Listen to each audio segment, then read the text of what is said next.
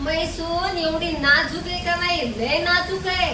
तिला सकाळी मी म्हणलं बाई भांडे घास बरं, तर तिच्या त्या हाताला साबण नाही का, ऍलर्जी होती म्हणा, ऍलर्जी.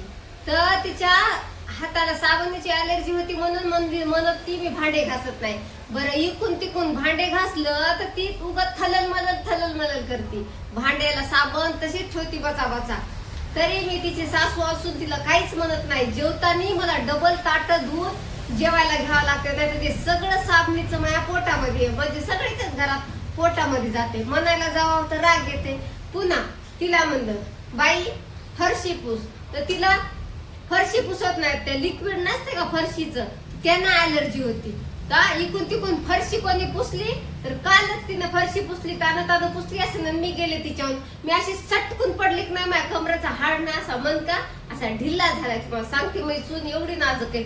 तरी मी मग उठले आणि डबल फरशी पुसली आणि जाऊन पलंगावर झोपले. तर काय कंबर दुखू लागली ना. पुन्हा तिला म्हणलं संध्याकाळचा चपात्या कर बाई. तर तिला ते चपात्याला तेल लावताना तर तिच्या हाताला चटके बसतात, तिच्या हाताला भाजत आहे ते तेल. एवढं मोठं उलट घेते तरी पण असं असं असं असं टाकते. तर मग म्हणलं जाऊ दे बाई भाकरी कर. तर तिला भाकरी कशा करते माहितीये का, नुसतं भळ पाणी वरती ती. मग म्हणते आत्या बाई भाकरीची येणं झाले. तर बरं जाऊ दे बाई म्हणलं, मीच भाकरी करते, मीच चपात्या करते, मीच भांडे धुते, मीच धुणं धुते. का तिला ॲलर्जी आहे. सकाळी 10 वाजता उठती, रात्री 2 वाजता झोपती. बरं झोप बाई. सकाळी ती 10 वाजता उठून मी तिला म्हणलं ना सुनबाई उठ ग, तर म्हणते मला डोळे दुखायले. तर डोळे कशानं दुखायले तर म्हणते मोबाईल बघू. तरी मी काहीच म्हणत नाही तिला. वाटते जाऊ दे बाई, नवी नवरी आहे, तिला कुठं दुखवावं शब्दानं, म्हणून मी तिला काहीच म्हणत नाही. मोबाईल कशानं, डोळे कशानं दुखतात माहितीये का, मोबाईल ना डोळे दुखतात, तिच्या हात गळून येतात, हे बोट टायपिंग कमेंट करू दुसऱ्यांना दुखतात. म्हणजे तिचा व्हॉट्सअपला स्टेटस ठेवती ना, किती लाईक आल्या, त्यांना रिप्लाय द्यायचा, तिचा सगळा वेळ जातो. तिचा इंस्टाला, युट्यूबला सेम प्रोसेस तीच. फेसबुकला व्हिडिओ अपलोड करणं, हे करणं, ते करणं, बघणं. म्हणजे ती एवढी नाजूक आहे का नाही. असं फरशीवर जर चलत असली ना, अशी चलत तर असं चलते बघा. तुम्हाला सांगते मी, असं असं असं म्हणजे तिला ह्या पांढऱ्या फरशीवर चलायची इतकी भीती वाटती. तिला वाटते कुठं जर पाण्याचा छिट्टा पडलेला असेल तर ती पडल. तरी पण मी म्हणते सुनबाई एक काम कमी कर बाबा. पहिली गोष्ट तर ती कामच करत नाही कुठले. एक काम कमी कर, पण चलता वेळेस तू दमानं चलत जाय.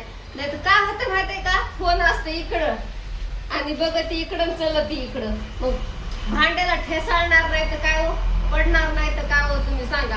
तर मी एवढी सासू चांगली असून तुम्हाला सांगते, 4 दिवस ती माहेराला जाते. भरलं पाकिट की गेलीच माहेराला, भरलं पाकिट की गेलीच माहेराला. साड्याचं गठुडं बांधलं गेलीच माहेराला, जरासं काही म्हणलं गेलीच माहेराला. तरी तुम्हाला मी सांगते, मी शब्दानं दुःखित नाही बाबा तिला. शब्दानं सकाळी तिला म्हणलं बाई नाश्ता चहा करते का, तर बाई कधी उठलेली असती 10 वाजता, मी उठते 5 वाजता. मग 10 वाजेपर्यंत 10 वेळेस चहा होत असेल. मग 10 वाजता नाश्ता होते, दुपारचं जेवण होते. तर दुपारच्या जेवणामध्ये मला विचारते की सासूबाई नाश्त्याला काय करू. आता हिच्या भरोशावर जर सासूबाई जर बसली जेवणासाठी तर वाळून नाही का जायची, तुम्ही सांगा बरं. जाईन ना वाळून. जर सकाळचा नाश्ता नाही, सकाळचा चहा नाही, दुपारच्या 2 वाजता म्हणते आई नाश्त्याला काय करू. एक तर हिच्याच्यानं कुठले काम होत नाहीत. तरी मी सहन करते. मी तिला शब्दाने दुखत नव्हते. बाई धुणं मीच धुते, सगळं मीच धुते. त्यांच्या आधी सगळ्याच्या मी उठते आणि ती उठूच तर मी सगळे काम करून घेते. कुठं तिच्या भरोशावर बसाव. तिच्या हाताला साबण रूत, हे असं होय तसं होय असं ठरवलंय आजपासून. स्वतःची कामं मी स्वतः करणार, सुनबाईला बिलकुल त्रास देणार नाही. कारण पुन्हा बाया काय म्हणतात, उठसुटशीच जाती माहेराला. तिच्या बोटाला साबण उचली माहेराला जाते, तिला कपडे धुतानी कंबर दुखली माहेराला जाती, लेक नवऱ्याला डबा दे म्हणलं बांधून माहेराला जाती, कोणी ननंद आली घरी तिचं कर म्हणलं थोडा स्वयंपाक माहेराला जाती.